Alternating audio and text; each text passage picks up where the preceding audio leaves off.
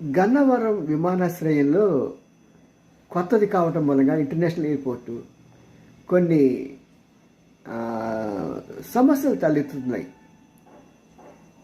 వీటిని teaching problems అంటారు.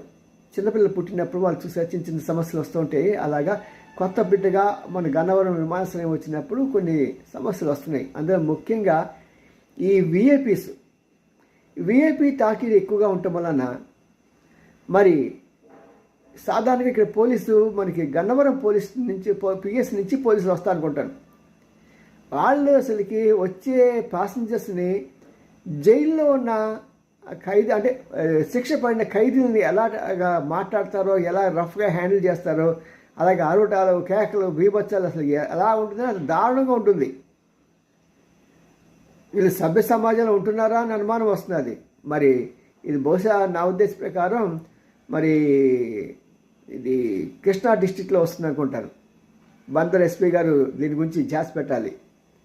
అక్కడ పంపించే ట్రాఫిక్ నియంత్రించే కానిస్టేబుల్ని ఏ పోలీస్ స్టేషన్ నుంచి వచ్చినా సరే వాళ్ళని హుందాగా ప్రవర్తించాలి. డిగ్నిఫైడ్ కస్టమర్స్ వచ్చినప్పుడు డిగ్నిటీతో ప్రవర్తించాలి అని నేర్పించాలి సార్.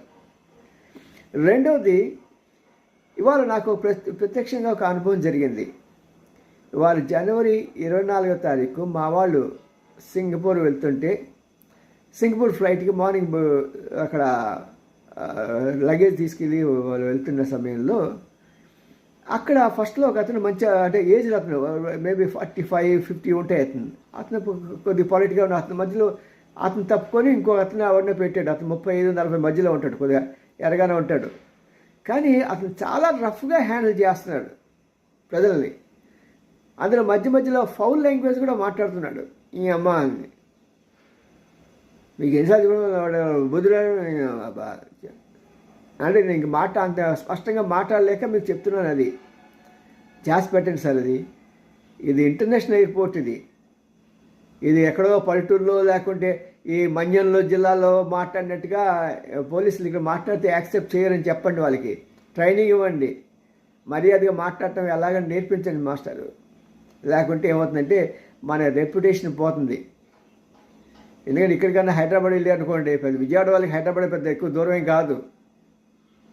అవి చాలా మర్యాదగా ఉంటారు, చాలా డీసెంట్గా ఉంటారు. మరి రెవెన్యూ పోయేది మన గన్నవరానికి. సో దృష్టిలో పెట్టుకొని మీరు పోలీస్ కానిస్టేబుల్స్కి మర్యాద నేర్పిస్తారని వాళ్ళని ప్రయాణికులతో డిగ్నిఫైడ్ ప్రయాణికులతో ఎలా చేయాలనేది నేర్పిస్తారని ఆశిస్తూ ప్రజలంతా మిమ్మల్ని ఈ విషయంలో శ్రద్ధ పెట్టడం కోరుతున్నారు. మీ N Ramji, senior journalist, Gudiganti TV9 like.